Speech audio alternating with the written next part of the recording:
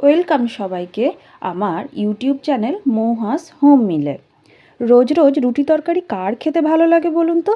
তাই রুটি দিয়ে আজ একটা অন্যরকম রেসিপি বানাবো, যেটা খেলে আর ভুলতে পারবেন না।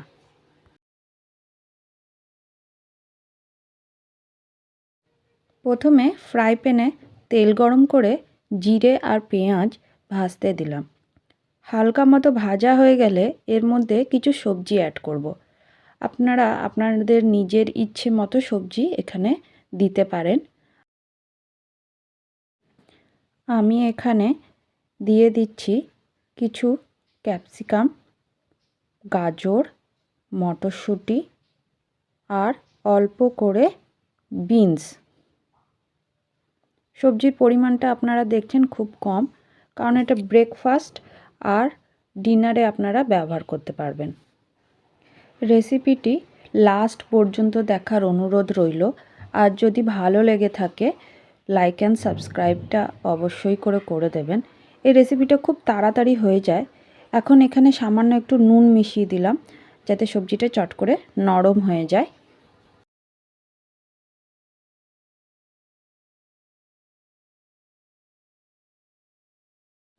আমি এখানে আটার রুটি নিয়ে নিয়েছি, সেটাকে ভালো করে চিপে চিপে রোল পাকিয়ে কাঁচি দিয়ে যতটা সরু করে পারবেন কেটে নেবেন।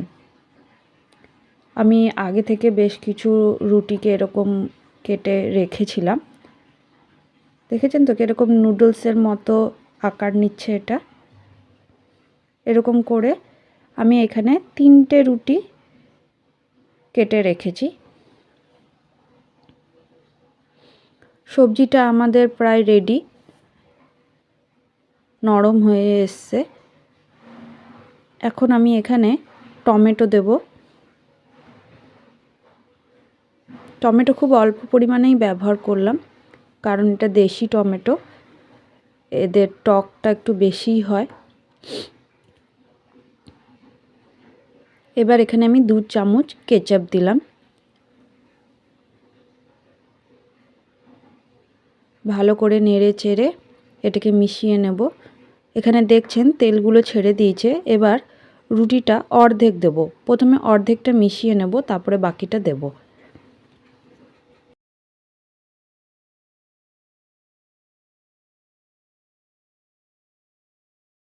এখানে রুটিটা হালকা শুকনো হয়ে গেছিলো, তাই একটু তেল মিশালাম। হয়ে গেছে আমাদের এটা। এবার আমি আবার ফ্রাই প্যানটা চাপিয়ে দিলাম, দিয়ে একটা ডিম ফেটিয়ে সেই ডিমটা দিয়ে দেব। ভালো করে 2 পিঠ সেঁকে নেব।